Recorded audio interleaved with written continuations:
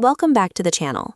Today we'll build this high-efficiency cooling machine from scratch, using nothing but recycled 15-liter oil tin cans.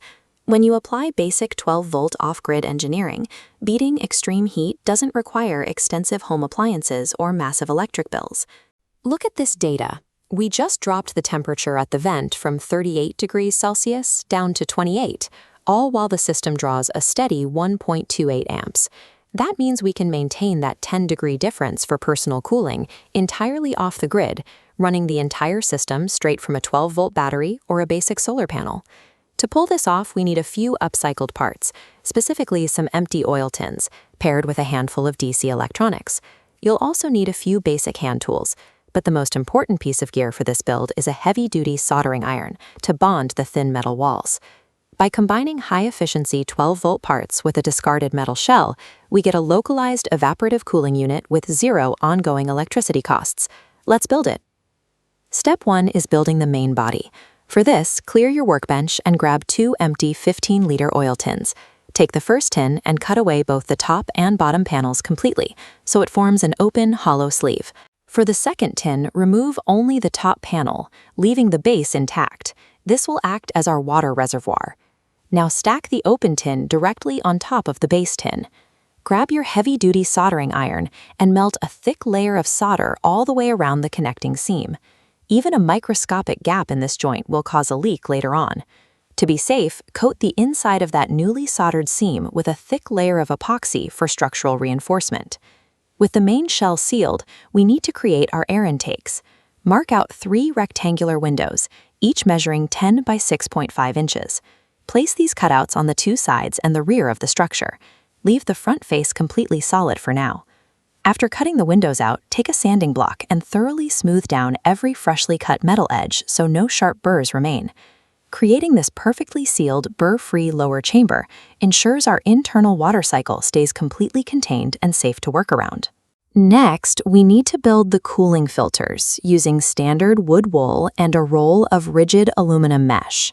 Lay down a sheet of mesh, spread an even layer of wood wool over it, and sandwich it with a second piece of mesh.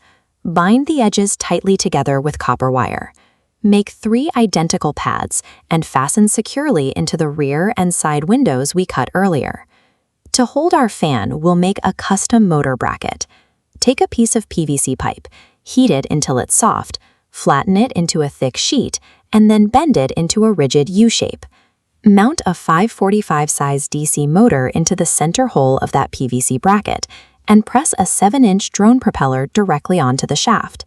This vector schematic shows how a drone propeller functions. Due to its curved geometry, it generates thrust by pushing air backward. Therefore, you must mount the motor in reverse inside the cooler frame, ensuring airflow projects straight out the front. Matching the blade's unique aerodynamics to that reverse motor orientation is the exact mechanical requirement that forces the chilled air out into the room. Now, let's build the water delivery system. Drop a 12-volt submersible water pump down into the base of the lower tin and secure it directly to the floor. Connect a length of flexible PVC tubing to the pump outlet, route it straight up to the roof, and run it directly across the tops of all 3 cooling pads. Take your hot soldering iron and melt a series of evenly spaced, small holes along that upper section of tubing. Make absolutely sure these holes face perfectly downward. The water must drip directly down into the pads, rather than spraying inside. For the controls, drill small holes in the solid front face of the metal tin to mount 2 toggle switches and a 12-volt DC input socket. This schematic shows our wiring layout. The 12-volt power source must split into 2 parallel branches, allowing each switch to independently control either the fan motor or the water pump. Before applying any power, coat every single exposed solder joint on those switches with a heavy layer of hot glue to completely waterproof them. Isolating the electrical flow from the active water system guarantees this appliance will survive continuous daily use without short-circuiting. With the paint dry and the wiring tucked away, the recycled tins now serve as a unified housing for the internal components. Let's test it out. Pour water through the rear intake to fill the reservoir, and plug your 12-volt power supply into the front socket. Flip the pump switch. You'll hear the motor hum as water travels up the tube and begins cascading down through the wood wool fibers. Next, hit the fan switch. The reverse-mounted propeller kicks in, pulling that evaporated moisture inward and throwing a physical wave of chilled air right out the front opening. If you notice water overflowing from the cooling pads, your 12-volt pump might be moving too much volume for the pads to absorb. To fix that, simply splice an inexpensive voltage step-down module into the pump's specific circuit so you can manually dial back the water flow rate. By combining recycled chassis materials with optimized 12-volt components, you can build a functional cooling station that entirely bypasses the traditional power grid. If you want to see what we engineer next, make sure to subscribe.